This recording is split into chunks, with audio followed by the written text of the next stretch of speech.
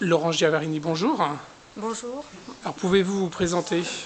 Donc, je suis membre de Sauvons l'Université, de l'association créée en 2007 et maître de conférences en littérature française des 16e et 17e siècles à l'Université de Bourgogne, à Dijon.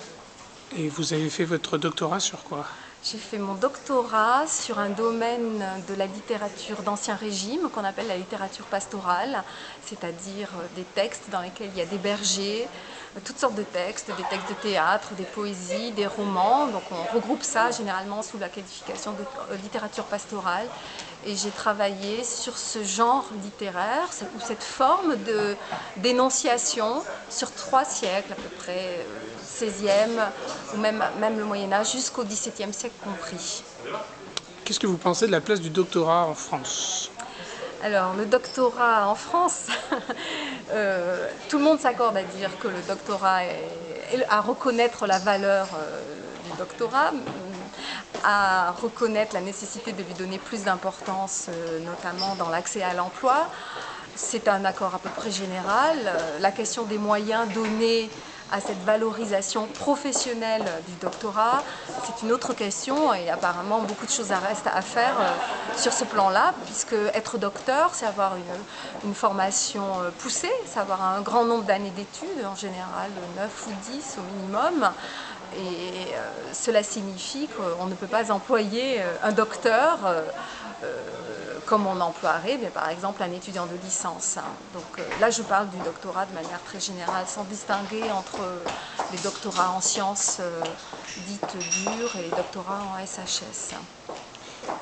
Et alors qu'est-ce que vous pensez des assises? Alors, j'ai pas, en tant que membre de Sauvons l'Université, j'ai été très mécontente de la façon dont les assises territoriales ont été organisées.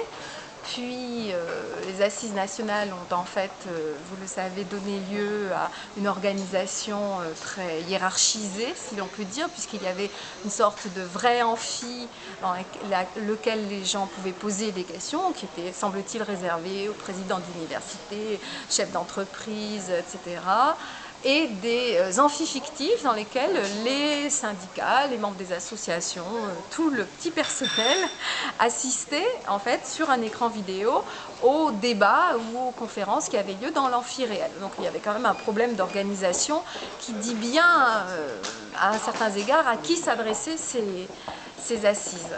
Alors aujourd'hui, à l'Assemblée nationale, les choses avaient l'air de se présenter un petit peu différemment puisque le débat est organisé entre des députés et sénateurs, principalement M. Le Déaut et M. Claes, qui étaient déjà en ligne sur les questions d'enseignement supérieur de recherche dans le précédente assemblée. L'association Sauvons l'Université les avait rencontrés d'ailleurs à leur demande. Et donc là, on débat, on repose les questions qui ont été posées pendant les assises au niveau territorial, au niveau national et dans les 121 propositions sorties par le comité de pilotage en réponse à ce qui avait été dit.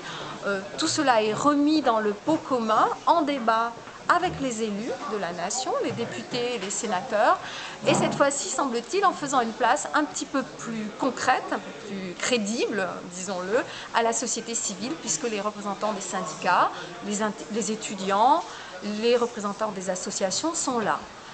Alors dans la première partie, il y a 4 tables rondes. Une table ronde ce matin sur les questions de budget, d'enseignement d'université. Une deuxième table ronde consacrée à la question de la territorialisation. Ça c'était ce matin.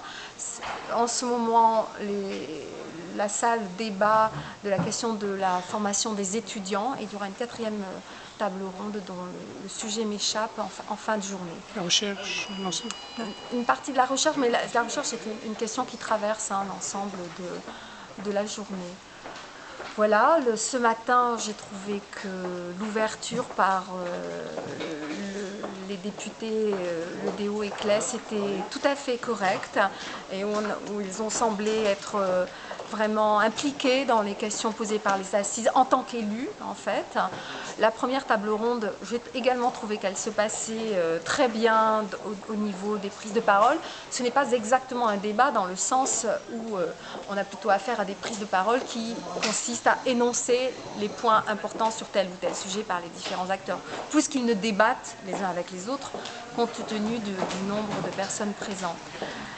La seconde table ronde, je crois, a fait apparaître les limites de l'exercice dans le sens où il s'agissait donc de la question de la territorialisation qui a été beaucoup à la fois beaucoup avancée pendant les assises territoriales et nationales comme une crainte de certains des acteurs et beaucoup réclamée par d'autres acteurs.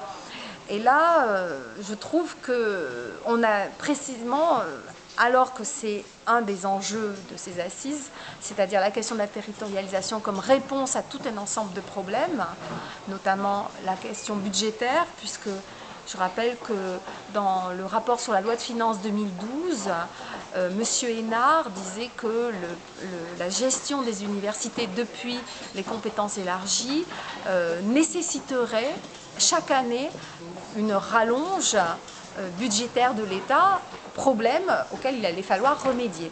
Et il laissait en suspens la question de savoir comment on y remédier avec une hypothèse possible, la question de la territorialisation des universités. Cela veut dire territorialisation des statuts aussi, hein, des statuts des personnels universitaires. Alors toutes ces questions qui sont extrêmement complexes, elles n'ont pas vraiment été débattues. Là, je crois qu'il y a eu un grand retour de la langue de bois dans cette table ronde. Enfin, en tout cas, ça a été mon impression sur le mode de la dénégation. Mais il ne faut pas avoir peur de la régionalisation. Il n'y a rien à craindre. On ne veut pas ça. L'État reste le stratège, etc. Et en même temps, pas de définition. Et un tel principe de dénégation que, pour ce qui nous concerne, à Sauvons l'université, eh bien, nous y voyons des raisons d'être particulièrement inquiets, en fait. Voilà. Et vous pensez qu'on vise l'excellence, mais qu'on n'aura pas les moyens? Je pense que dans ce que j'entends, puisque moi je n'ai pas assisté, j'ai lu les comptes rendus de mes camarades de Sauvons l'université, j'ai lu les dossiers qui avaient été présentés par le comité de pilotage, mais c'est la première fois que j'assiste à cela. Il me semble qu'il y a un enregistrement de questions, mais il y a aussi beaucoup de principes qui ne sont pas clairement définis. On ne sait pas de quoi on parle quand on parle de professionnalisation. Là, dans le débat sur les étudiants, sur la formation des étudiants, il est extrêmement frappant qu'il semble y avoir un consensus dont je sais qu'il n'existe pas, puisque nous ne sommes pas d'accord, par exemple, consensus sur le fait que l'université deviendrait formateur, ce qui voudrait dire un changement radical des missions universitaires. Hein. Les universités sont formatrices dans certains domaines, par exemple la formation des enseignants, mais elles ne sont pas des employeurs. Or, je rappelle que ce sont les entreprises employeurs qui ont des missions de formation professionnelle. Là, on fait comme si on allait devoir former des apprentis, dans les universités, ce qui nécessite des moyens dont personne ne parle réellement, et surtout ce qui institue une rupture radicale avec les missions universitaires telles qu'elles ont été construites. Et il me semble que c'est par exemple quelque chose dont il faudrait débattre en tant que tel, au lieu juste d'énoncer, oui, il faut ceci, il faut cela. Merci.